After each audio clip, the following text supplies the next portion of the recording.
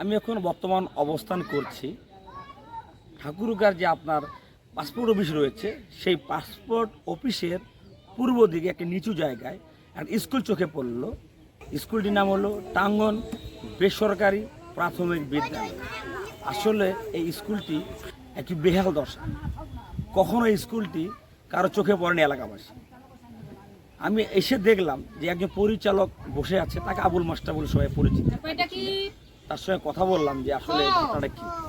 তিনি আমাকে একটা ঘটনা বললো, এটা হলো জেলা পরিষদের জায়গায়। সে একটা উদ্যোগ নেয় যে আমাদের আশেপাশে কোনো স্কুল নেই, সব স্কুল দূরে আছে, লেখাপড়া করতে পারছে না, সড়ক দুর্ঘটনা অনেক প্রাণ চলে যাচ্ছে।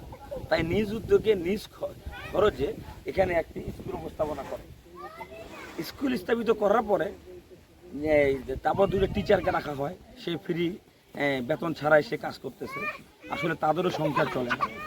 আমার চোখে পড়লো, তাই আমি রিপোর্ট করতে আসে দেখলাম যে আসলে এই স্কুলটি মানে এত নাজেহাল অবস্থায়, যখন বৃষ্টি পড়ে বৃষ্টির মধ্যে কিন্তু আপনার মানে পানি পড়ে যায়, বাচ্চারা পড়তে পারে না। খুব সুন্দর করে শিক্ষা দিচ্ছে, চোখ লাগার মতো। আসুন না আমরা সবাই এগিয়ে আসি। সারা ঠাকুরগাঁয় অনেক বড় বড় স্কুল রয়েছে। এই আবুল মাস্টার যে উদ্যোগটা নিয়েছে, যে শিক্ষাটাকে নিয়ে, কত একটা নিচু জায়গা, সারা ঠাকুরগাঁ জেলাতে এরকম কোনো স্কুল নেই। আমরা আসুন সকল মিলে হাত বাড়িয়ে দিয়ে এই স্কুলটাকে ডেভেলপ করুন।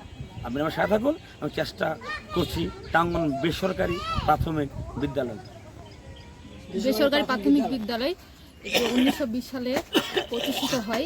এখানে আমরা 2 জন শিক্ষক বর্তমানে কর্মরত আছি, আর পরিচালক সহ 3 জন।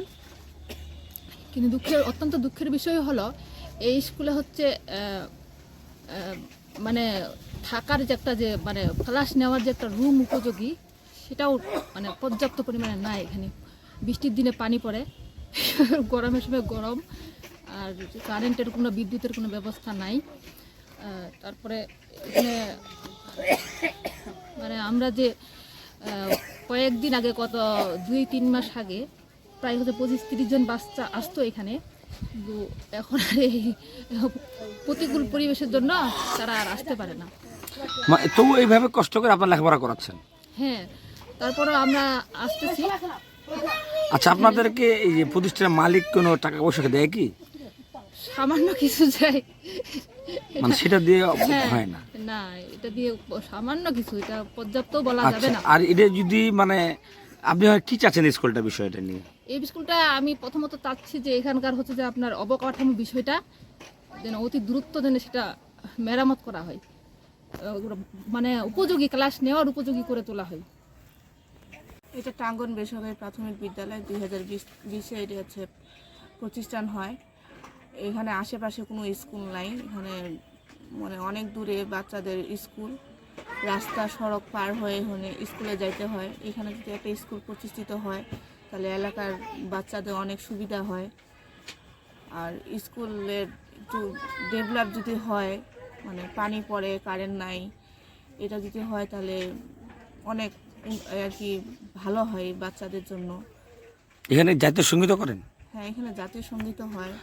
মানে স্কুলের যেটা নিয়ম সেটা করেন? হ্যাঁ, সব কিছু হয়। জাতীয় সঙ্গীত হয়, বাচ্চাদের পিটি করানো হয়, সব কিছুই করানো হয়, আর্ট শেখানো হয়। তারপর নিয়মিত ক্লাস বাংলা, ইংরেজি, অঙ্ক, তারপর শারীরিক শিক্ষার মাধ্যমে যে সাধারণ জ্ঞান, সব কিছুই করানো হয় এখানে। এই স্কুলের সম্বন্ধে জানতে চাইলাম, দেখলাম চোখে পড়লো। বলেন তো ঘটনাটা কি, স্কুলটা আসলে কিভাবে চলে? যখন জায়গাটা পুঁতি ছিল তখন আমি জানতে পারলাম জেলা পরিষদের জায়গা। তখনকার সময়, সেটা হলো 2019 সালে, আমাদের জেলা পরিষদের সাদিকুরে এসে ওনার কাছে স্বর্ণাপন্ন হলাম। মনে বলছে ঠিক আছে করেন, আমরা বিশেষ কিছু দিতে পারবো না, করেন। তখন আমি শুরু করলাম 3 জন মিলে। সাইনবোর্ড লাগানোর পরে স্কুল আমি প্রতিষ্ঠিতা, যেখানে সেখান থেকে বাঁশ, খড়ি, টিন চাহে সাহায্য